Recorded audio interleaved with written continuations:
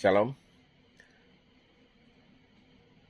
Sekarang saya ingin menjelaskan mengenai bentuk dari black mustard dan dirham di dalam Alkitab, Bapak Ibu. Ini bukan sebuah ekspositori ya. Ini saya hanya ingin menjelaskan mengenai apa itu black mustard dan dirham di dalam Alkitab, Bapak Ibu ya. Apa itu black mustard atau brassica nigra yang banyak tumbuh di Palestina? Bagaimana bentuknya? Black mustard atau brassica nigra itu adalah tanaman liar yang dikenal di dalam Alkitab sebagai biji sesawi, Bapak Ibu. Tanaman ini banyak tumbuh di wilayah Palestina, Israel, Suria, dan daerah Mediterania, Bapak Ibu ya. Ketika Yesus berkata, hal kerajaan sorga itu seumpama biji sesawi, di Matius 13 ayat 31-32, banyak ahli Alkitab meyakini bahwa yang dimaksud adalah black mustard atau brassica nigra karena tanaman ini umum dikenal oleh masyarakat Yahudi pada zaman itu. Bagaimana bentuk tanamannya? Inilah ciri-ciri black mustard, Bapak Ibu ya. Termasuk keluarga Brassicaceae, Brassicaceae ya, keluarga kubis-kubisan ini. Tinggi tanaman dapat mencapai 2-3 meter, bahkan lebih ya, dalam kondisi yang baik ini ya, tergantung kondisinya, dan memiliki batang yang ramping tetapi kuat. Bunganya kecil-kecil, berwarna kuning cerah, Bapak Ibu. Menghasilkan polong yang berisi banyak biji hitam kecoklatan, dan bijinya berdiameter sekitar 1-2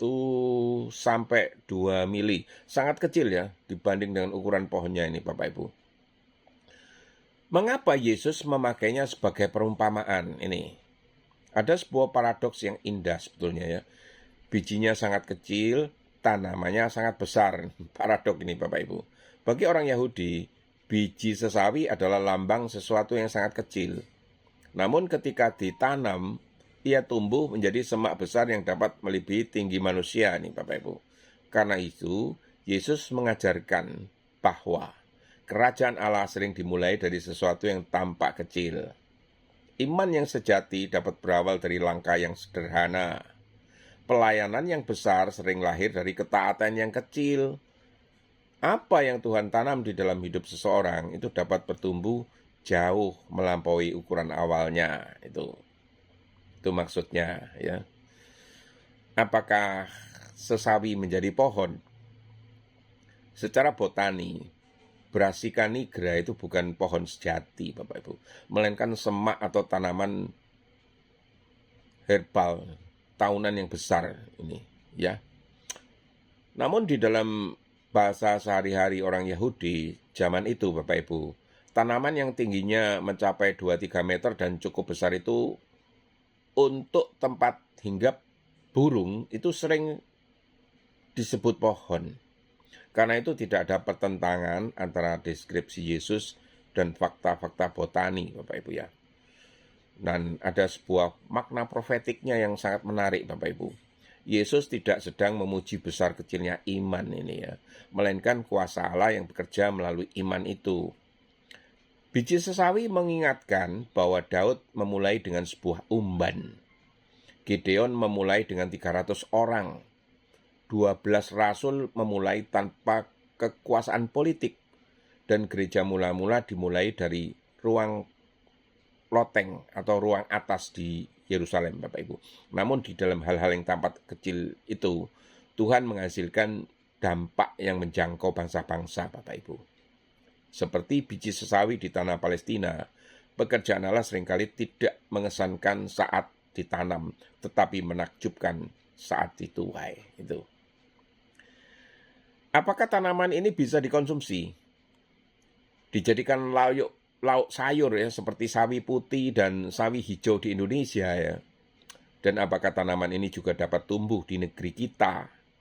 Ya, black mustard atau brassica nigra ini memang dapat dikonsumsi, Bapak Ibu. Tetapi penggunaannya sedikit berbeda dari sawi hijau atau Brassica juncea ya. atau sawi putih, Brassica rapa pekinensis ya, yang umum dimakan di Indonesia. Apa dapat dimakan? Bisa Bapak Ibu. Hampir seluruh tanaman dapat dimanfaatkan ya. Daun mudanya dapat dimasak sebagai sayuran. Pucuk mudanya dapat ditumis atau direbus ya.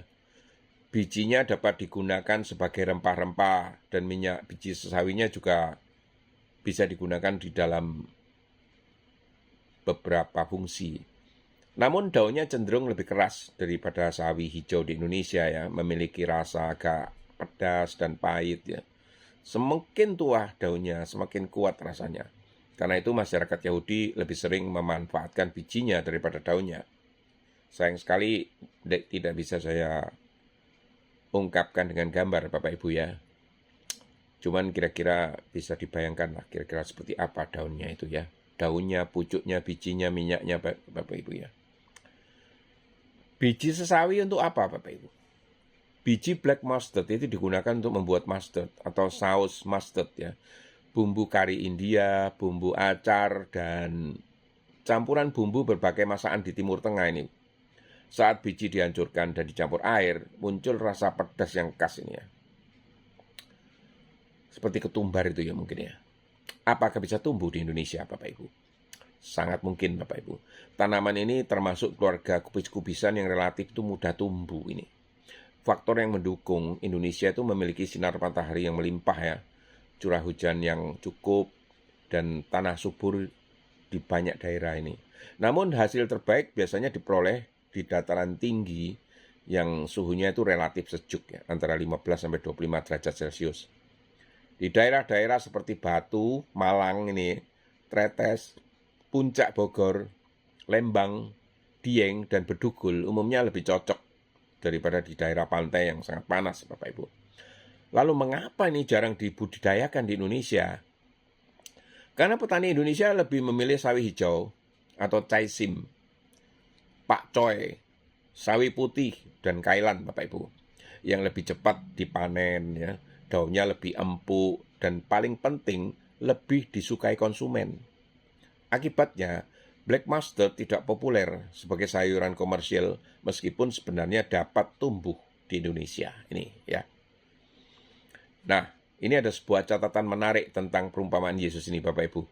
Ketika Yesus berbicara tentang biji sesawi, para pendengarnya kemungkinan sangat mengenal tanaman ini di Israel sana Bapak Ibu. Mereka tahu bahwa bijinya hampir seperti titik kecil di telapak tangan.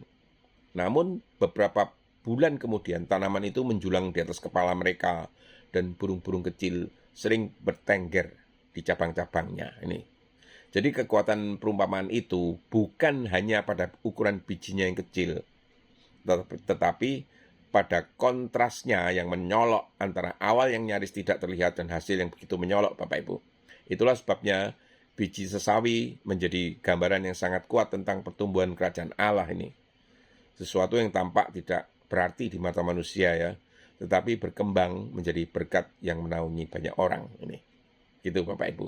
Nah, ini saya mau menyela sebentar ya, sebelum melanjutkan perbandingannya tentang sayur-sayur tadi, dengan menjelaskan tentang kata umban. Apakah umban itu? Umban adalah alat sederhana untuk melempar batu dengan kecepatan dan kekuatan yang sangat tinggi. Di dalam bahasa Inggris disebut sling. Ini bukan ketapel, bukan ketapel ya Bapak Ibu ya. Alat ini terdiri dari 2 tali atau kulit yang panjang dan sebuah kantong kecil di tengah untuk menaruh batu. Cara menggunakannya, batu diletakkan di kantong tengah, umban diputar beberapa kali di atas kepala atau di samping tubuh. Salah satu ujung tali dilepaskan dan batu melesat dengan kecepatan tinggi menuju sasaran ini. Umban paling terkenal digunakan oleh Daud untuk melawan Goliat. Lalu Daud mengambil tongkatnya, dipilihnya dari dasar sungai 5 batu yang licin, dimasukkannya ke dalam kantong gembalanya, dan kemudian umbannya di tangannya ia mendekati orang Filistin itu. Di 1 Samuel 17 ayat 40. Ketika Goliat maju dengan pedang, tombak dan lembing, Daud hanya membawa tongkat gembala, kantong gembala, 5 5 batu licin, dan sebuah umban. Jadi jangan salah persepsi Bapak Ibu, ini bukan ketapel loh, ini umban Bapak Ibu. Satu batu yang dilepaskan dari umban itu menghantam dahi Goliat sehingga dia roboh ini.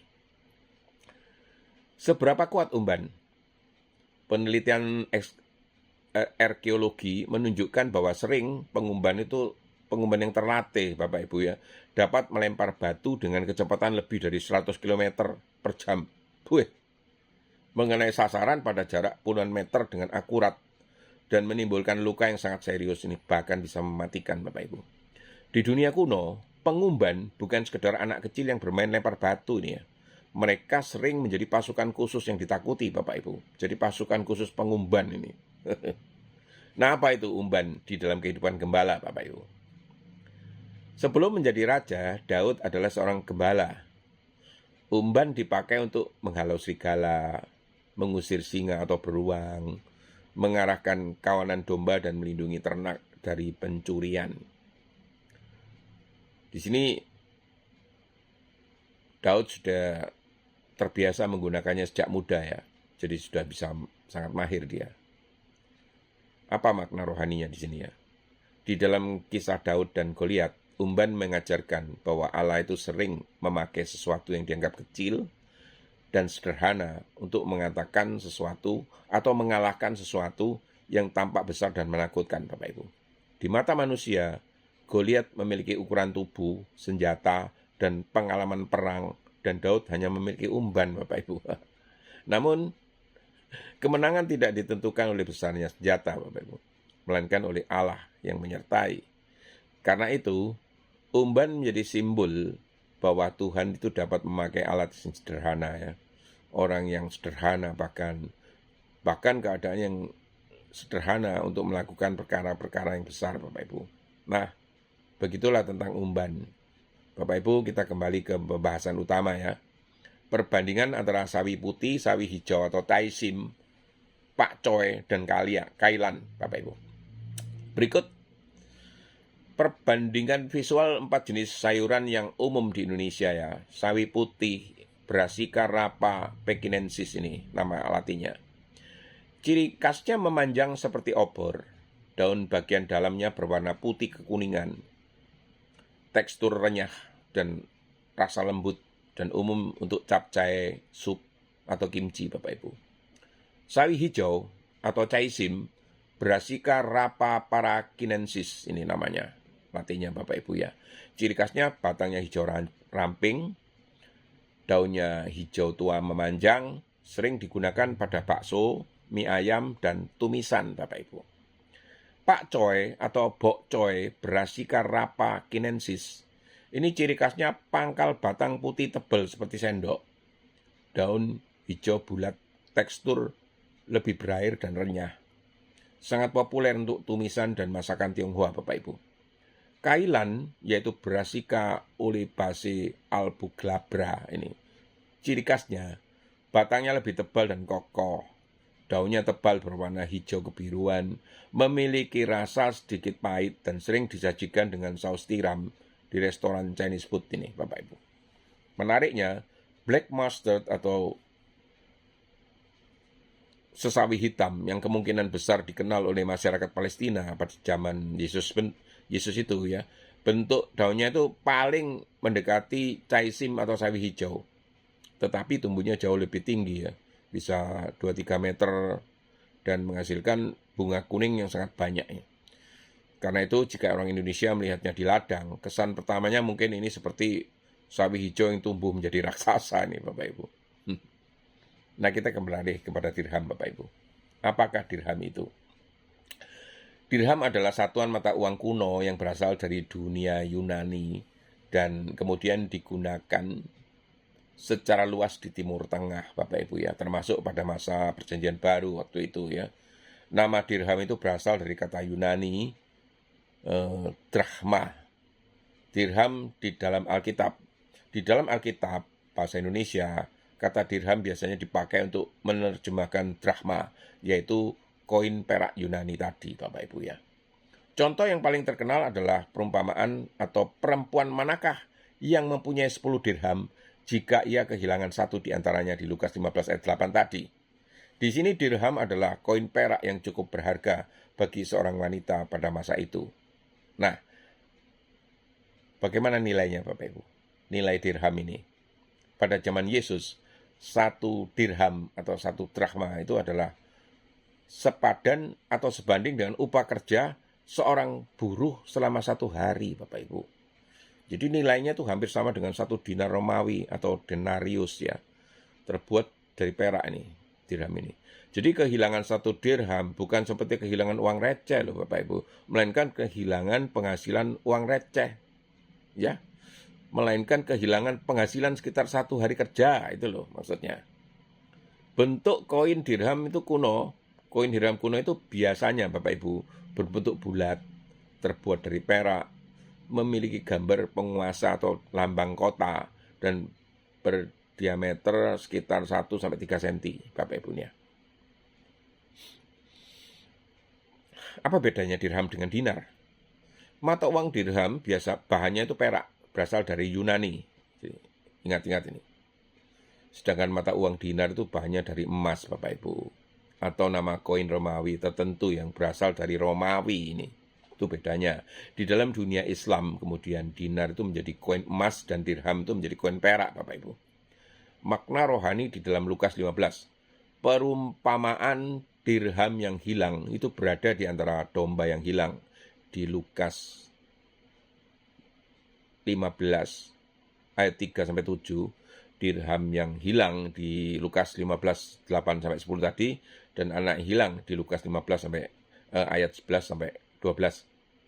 Ketiganya menyampaikan pesan yang sama Bapak Ibu. Ada sesuatu yang berharga, sesuatu yang hilang, pemiliknya mencarinya dengan sungguh-sungguh, dan ada sukacita besar ketika ditemukan kembali ini. Dirham yang hilang menggambarkan betapa berharganya manusia di mata Allah. Seperti wanita yang menyalakan pelita dan menyapu rumah sampai menemukan dirhamnya. Demikian pula Allah tidak bersikap acuh terhadap orang berdosa Bapak Ibu, melainkan mencari mereka sampai ditemukan. Jadi secara sederhana, dirham di dalam Alkitab adalah koin perak bernilai sekitar upah 1 hari kerja, dan dipakai Yesus sebagai gambaran tentang nilai yang sangat berharga dari 1 jiwa di hadapan Allah. Demikian Bapak Ibu. Semoga Tuhan memberkati. Amin.